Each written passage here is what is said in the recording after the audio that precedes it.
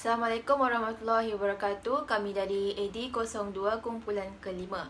Dalam video ini, kami akan mengulas tentang buku Kenalilah Tamadun Al-Hajrah Baru. Berikut adalah ahli kumpulan kami. Yang pertama, Wan Izzah Mutira binti Wan Ahmad Koha, Nurin Amani binti Saiful Bahri iaitu saya, Nur Izzati Nabila binti Zainuddin, Nur Fatihah binti Haludin, Nur Ayuni binti Ramli dan Nur Syahira Ayu binti Muhammad Saleh. Assalamualaikum dan salam sejahtera. Saya Wan Izzah Mutira binti Muhammad Koha, salah seorang daripada grup AD02 kumpulan 5. Okay, saya akan membicarakan mengenai sebuah buku yang bertajuk Kenalilah Tamadun. Buku ini diciptakan oleh Nik Muhammad Rosli bin Mi Ahmad yang asal daripada Jerantuk Pahang. Dalam pembelajaran ataupun proses pendidikan yang didapat oleh beliau, beliau telah melalui dua cara, iaitu secara formal dan formal. Tak formal bermaksudnya beliau telah mempelajari Al-Quran bersama ibunya sehingga umur 7 tahun. Dan secara tak langsungnya, beliau mempelajari di pondok ayahnya sehingga umur 12 tahun. Kemudian ikutkan pula dengan pendidikan yang beliau dapat secara formal ialah beliau telah mengikuti pendidikan formal di Sekolah Menengah Agama Tanjung Besar dengan seramai 40 pelajar. Beliau telah menamatkan pengajian di Universiti Kebangsaan Malaysia Bangi, di mana beliau telah menerima PhD dalam pengajian Islam pada tahun 1989. Okey, pada tahun 1998, beliau telah mendapat beasiswa daripada UiTM untuk belajar program PhD mengenai falsafah dalam pendidikan pada tahun 2003. Dan pada tahun itu sebut juga, beliau telah menyelesaikan PhD dalam bidang tersebut. Selepas menempuhi masa beliau untuk mendapatkan pendidikan tertinggi beliau iaitu pengajian PhD, beliau telah bekerja sebagai tutor sementara di UiTM dari tahun 1985 sehingga 1986. Selepas menamatkan program pelatihan belia skim tenaga untuk meningkatkan prestasi akademik. Kemudian beliau menghadiri di Universiti Kebangsaan sebelum menjadi profesor di UiTM Kampus Shah Alam dan UiTM Kampus Kuantan. Beliau kemudiannya bekerja di Universiti Teknologi Malaysia UiTM Kampus Jengke dan kemudian di Kampus Shah Alam, di mana beliau berkhidmat sebagai guru program Islam Hari dan program juru cakap daripada tahun 2005 sehingga 2008. Yang menariknya adalah mata pelajaran yang diajari oleh beliau bukan sahaja untuk orang Muslim, malah beliau juga mengajar pada orang bukan Muslim. Antara 10 mata pelajaran yang diajari oleh beliau adalah mata pelajaran UIS 081 Pengantar Agama Islam, mata pelajaran UIS 101 Pendidikan Asas, TIS 100 Tamadun Islam 1. Dan juga beliau telah mendapat pengalaman berceramah di beberapa tempat. Antaranya ialah beliau pernah dijemput ke Brunei Darussalam sebanyak 3 kali antara tahun 1997 sehingga 1999 dan dijemput sebagai pusat dakwah negara Brunei. Yang kedua ialah anjuran daripada Singlap di Singapura dan ceramah mengenai forum remaja pada tahun 2000. Yang terakhir adalah sumbangan penulisan yang beliau hasilkan sebanyak 11 penulisan sepanjang berkhidmat di UiTM dari tahun 1986 sehingga kini.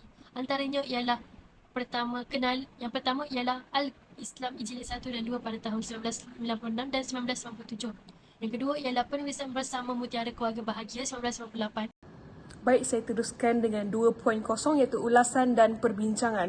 Dalam perbahasan ataupun isu utama penulisan, setiap bangsa memiliki sejarah ketamadunan tersendiri di mana di dalam buku ini iaitu buku Kenalilah Tamadun menjelaskan bahawa tamadun Islam sebuah tamadun yang dibangunkan atas asas takwa dan keredaan Allah, menepati syarat-syarat dan juga ciri-ciri yang ditetapkan iaitu di dalam Al-Quran dan juga As-Sunnah, sehingga terbentuknya sebuah masyarakat yang hidup harmoni secara aman. Baik, dalam pembacaan di dalam bab kedua, ada menceritakan sumbangan tamadun Islam ini kepada peradaban dunia, iaitu dari segi politik, ekonomi, pertanian dan juga bidang keintelektualan. Jadi dapat diringkaskan dari segi politik, masyarakat Islam ni memperkenalkan cara pemerintahan Islam yang adil kepada semua rakyat walaupun berlainan agama dan keturunan. Dapat diberi contoh seperti baik, bagi sumbangan seterusnya adalah melalui sistem ekonomi Mediterranean yang diperkenalkan melalui perladangan, perdagangan dan juga perindustrian yang berjalan secara import dan juga ekspor melalui jalan darat dan juga laluan laut. Jadi bandar-bandar pelabuhan di Andalusia menjadi tumpuan kapal dagang Venice, Itali dan juga Iskandaria. Seterusnya pertanian diperkenalkan seperti pembinaan saliran, empangan, jambatan dan juga jalan raya yang menghubungkan bandar-bandar Toledo, Cordova, Valencia dan juga Marseille. Jadi hasil tanaman jut seperti daripada negara China, delima daripada Arab, limau daripada India dapat diusahakan. Jadi seperti kapas, ulat sutera, tebu dan manisan lebah juga dapat diusahakan pada ketika itu. Jadi dapat diterbitkan juga beberapa buah buku seperti daripada Abu Al-Hasan Al-Qutubi, Abdul Rahman dan ini menjadi rujukan yang sangat penting pada ketika itu. Seterusnya, sumbangan tamadun Islam juga dapat dilihat melalui bidang keintelektualan di mana ilmu astronomi menjadi contoh keintelektualan di mana menara masjid dan juga balai cerap Giralda dibina berhampiran Masjid Seville iaitu pada tahun 1190 Masihi sebagai tempat pencerapan angkasa lepas. Contohnya alat pengukur bumi iaitu astrolabe. Dan antara tokoh yang muncul ketika itu ialah Abu Al-Qasim Ahmad bin Abdullah Al-Jafiqi, Abu Ishaq Ibrahim Yahya, Jabir bin Aflah dan juga Bitruji. Dalam ilmu matematik pula, pengiraan algebra dan juga trigonometri telah wujud di mana antara tokoh yang muncul pada ketika itu iaitu Sah Al-Daril iaitu ahli matematik Granada, Jabir bin Aflah pengasas algebra di Andalusia. Seterusnya adalah ilmu perubatan di mana 40 buah hospital didirikan di bandar-bandar. Jadi penemuan baru bidang perubatan seperti teologi, patologi dan juga terapeutik. Antara tokoh yang terkenal di Andalusia seperti Abu Al-Qasim dan juga Abu Zur dan juga terdapat tokoh-tokoh yang lain juga. Baiklah, dalam bab kedua ini juga dapat dikenal pasti bahawa terdapat juga cabaran yang dihadapi dalam merealisasikan tamadun Islam seperti cabaran dalaman di mana Islam tidak difahami secara menyeluruh. Jadi, penghayatan umat Islam terhadap ajaran agama mereka telah banyak menyimpang dari landasan. Kebanyakan mereka yang menganut agama Islam adalah disebabkan oleh agama keturunan. Senario tersebut menjadikan mereka penganut agama warisan iaitu peninggalan datuk nenek, bukan atas dasar kesedaran dan pilihan sendiri. Kehidupan seperti ini sudah tentu menjadi keliru.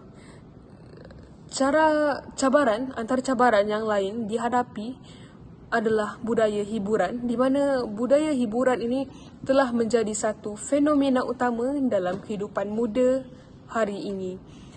Gelagat generasi muda yang terlalu minat dengan hiburan dan juga tersebarnya filem-filem lucah dan juga aksi ganas yang dijual di pasaran gelap secara berleluasa juga amat membimbangkan. Maka kebimbangan ini ditambah lagi dengan penghantaran pornografi melalui email dengan begitu mudah turut berperanan besar dalam usaha mempercepatkan penyebarannya.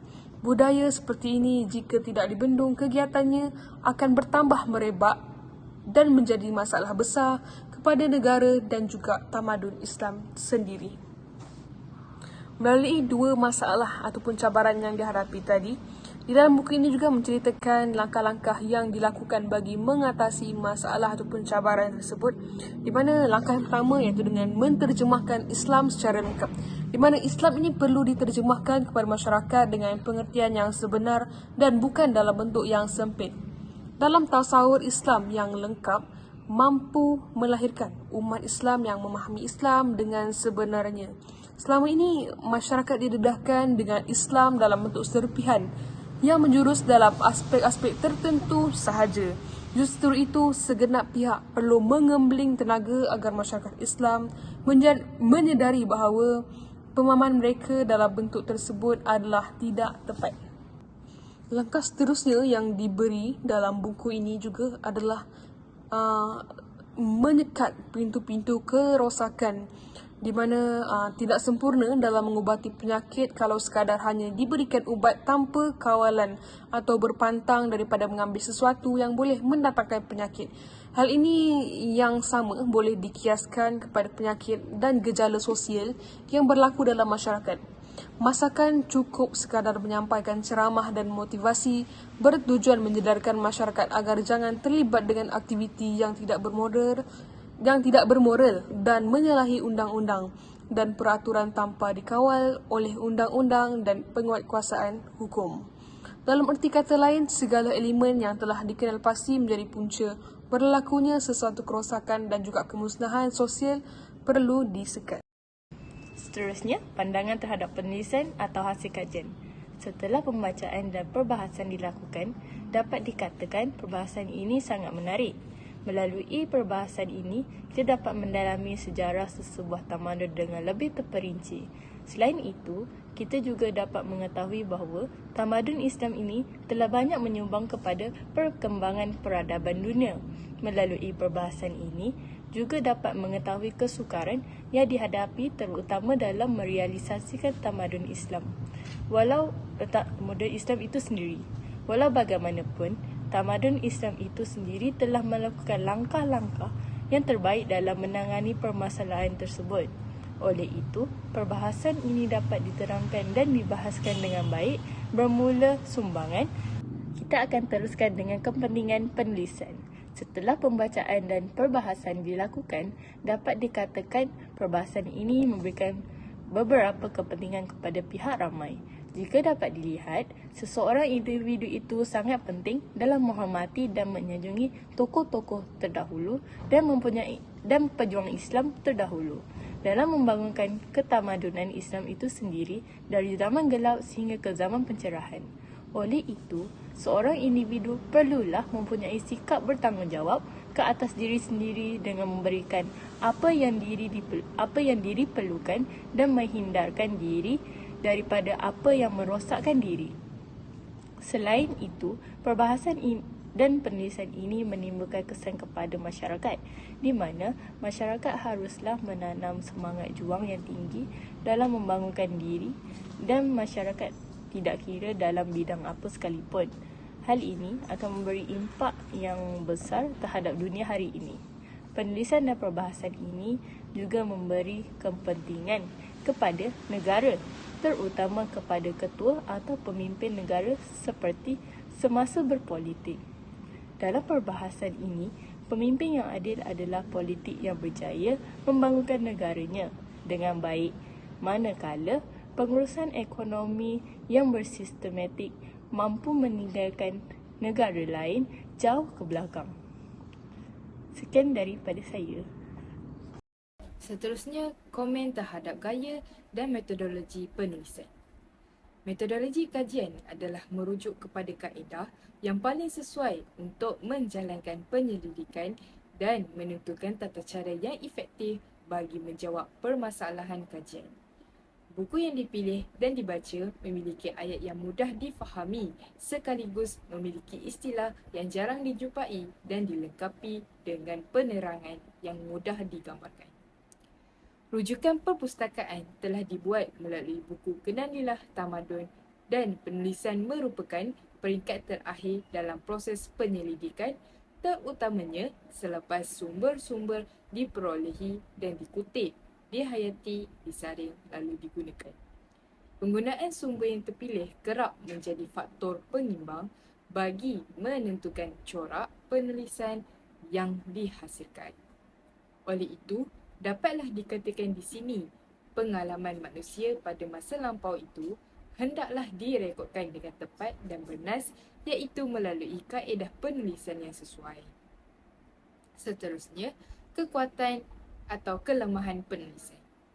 Berdasarkan kajian terhadap buku ini, dapat dilihat bahawa ianya disusun dengan kemas dan sempurna. Struktur dan format yang digunakan amat kemas dan teratur serta saling berkait dengan tajuk yang digunakan. Antara kekuatan lain adalah gaya penulisan yang argumentatif, di mana penulis berjaya mempengaruhi pembaca agar dapat menerima idea atau pandangan yang dikemukakan olehnya. Penulisan telah memperkuatkan idea atau pendapat dengan memberi hujahan serta bukti yang kukuh secara keseluruhannya. Penulisan ini adalah jelas dan mudah difahami. Penggunaan bahasa yang baik dan sesuai membolehkan pembaca memahami isi kandungan di dalam buku ini secara sepenuhnya. Penulisan akademik haruslah menggunakan bahasa yang formal dan sesuai supaya apa yang disampaikan dapat difahami oleh pembaca. Bukan itu sahaja, huraian dan penerangan yang dilakukan bagi setiap bahagian seperti pengenalan, metodologi kajian, dapatan kajian, perbincangan kajian, rumusan kajian dan penutup adalah cukup teliti dan jelas. Kesemua ini telah menyumbang kepada kemudafahaman bagi buku ini. Apa yang dapat disimpulkan di sini ialah ilmu tamadun mempunyai pelbagai perkara yang tidak dapat dijangka dan ianya sangatlah penting. Kita dapat memahami bahawa membina sesebuah tamadun yang terbaik itu haruslah mengambil kira dari pelbagai segi aspek dan fakta yang penting untuk memastikan kemakmuran, keharmonian dan kehormatan sesebuah tamadun Islam itu dapat dipelihara dan mendapat keridaan Allah SWT.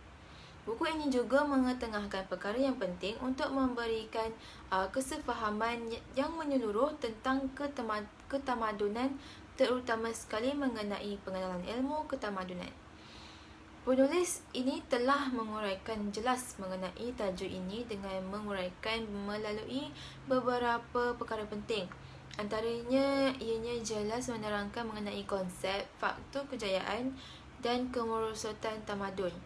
Apabila kita mempelajari mengenai tamadun dan mengetahui ilmu ini, secara tak langsung akan memberi impak yang besar dan positif, terutama sekali bagi golongan generasi muda yang akan datang. Generasi ini merupakan bakal-bakal pemimpin yang dapat mengadaptasi ilmu yang mereka pelajari untuk mengelakkan diri sendiri ke jalan yang tak benar. Assalamualaikum, nama saya Nurfatia binti Aludin. Saya akan terangkan tentang 4P0 iaitu analisis kritis. Yang pertama adalah dari sudut payatan belajar. Payatan yang pertama adalah mendalami erti ketakwaan dan keredaan Allah Subhanahu Wa Taala. Bagi seorang pelajar, apabila dia mendalami erti ketakwaan, maka hidupnya akan tenang dan harmoni. Sebagai contoh, seorang pelajar itu kehilangan ahli keluarga yang disayangi. Namun, apabila dia reda dengan ketentuan Allah, pastinya hidupnya akan tenang dan dia akan reda dengan kepergian itu. Seterusnya, pendahayatan dari sudut keagamaan dari sudut ajaran Tauhid. Ajaran Tauhid ini adalah ajaran yang mengimani dan meyakini keesaan Allah sebagai Tuhan yang Maha Kuasa dan Maha Esa. Payatan lain yang dapat diperoleh oleh pelajar apabila payatan dalam menepati kehendak fitrah manusia. Ciri ini memperlihatkan bahawa tuntutan pembangunan dan kemajuan tamadun Islam adalah ketepatan dengan kehendak fitrah naluri manusia yang menitik beratkan spiritual, emosional dan moral berbanding fizikal dan material. Payatan pelajar yang boleh diperoleh adalah tamadun Islam ini meletakkan tujuan pembinaannya adalah takwa dan keredaan Allah. Payatan pelajar yang lain adalah mengetahui ajaran Islam adalah ajaran yang bersifat sejagat, mutlak dan tetap. Ciri ini memperjelaskan bahawa tamadun Islam tidak mungkin berlaku perubahan dari sudut garis panduannya. Payatan bagi seorang pelajar adalah tamadun ini tidak mungkin berlaku perubahan atau tidak mungkin mengubah haluan matlamat dan paradigmanya. Ciri lain adalah terbuka dan toleransi. Keterbukaan dan toleransi yang dimaksudkan adalah menerima apa sahaja pandangan dan sumbangan yang dikemukakan. Bagi payatan seorang pelajar dapat dijelaskan bahawa kita mestilah sentiasa mempunyai sikap toleransi dalam diri kerana sifat ini menjadikan seseorang pelajar itu berhati mulia dalam kehidupan yang dijalani. Analisis kritis yang kedua adalah saranan aplikasi dalam masyarakat. Yang pertama adalah pendidikan sejarah berfokus pada tamadun Islam dan menyusun ke kurikulum. Ini akan membantu generasi muda memahami akar budaya dan nilai-nilai yang membentuk masyarakat serta tamadun Islam. Yang kedua adalah memanfaatkan teknologi. Memanfaatkan teknologi untuk merakam, mendokumentasi dan menyimpan warisan budaya. Projek digitalis ini dan penggunaan teknologi dalam pendokumentasian dapat membantu menjaga informasi yang sangat berharga. Yang ketiga adalah pertukaran budaya antara masyarakat. Menggalakkan pertukaran budaya antara berbagai kelompok masyarakat untuk memperkaya dan memperluas pemahaman tentang keagamaan atau budaya. Yang keempat adalah preservasi warisan budaya. Preservasi warisan budaya adalah memastikan pelestarian warisan budaya dalam bentuk pembangunan bersejarah artifak, tradisi dan bahasa. Program pemeliharaan dan toleransi dapat membantu mencegah kehilangan elemen-elemen bersejarah. Yang kelima adalah penelitian dan penulisan bersejarah lokal. Untuk memastikan mendorong penelitian dan penulisan sejarah lokal untuk menggali lebih dalam tentang peristiwa dan tokoh yang membentuk tamadun masyarakat. Yang keenam pula adalah penghargaan karya, seni dan sastra. Memberikan penghargaan dan dukungan kepada seniman dan penulis yang berkontribusi dalam memperkaya dan mempelihara hikayat tamadun melalui karya seni dan sastra mereka. Pengembangan program kebudayaan lokal dengan dukung dan menggalakkan program kebudayaan lokal yang melibatkan masyarakat secara langsung. Ini bisa termasuk festival budaya, pameran seni dan lokal tradisional. Okey, itu sahaja daripada saya. Terima kasih.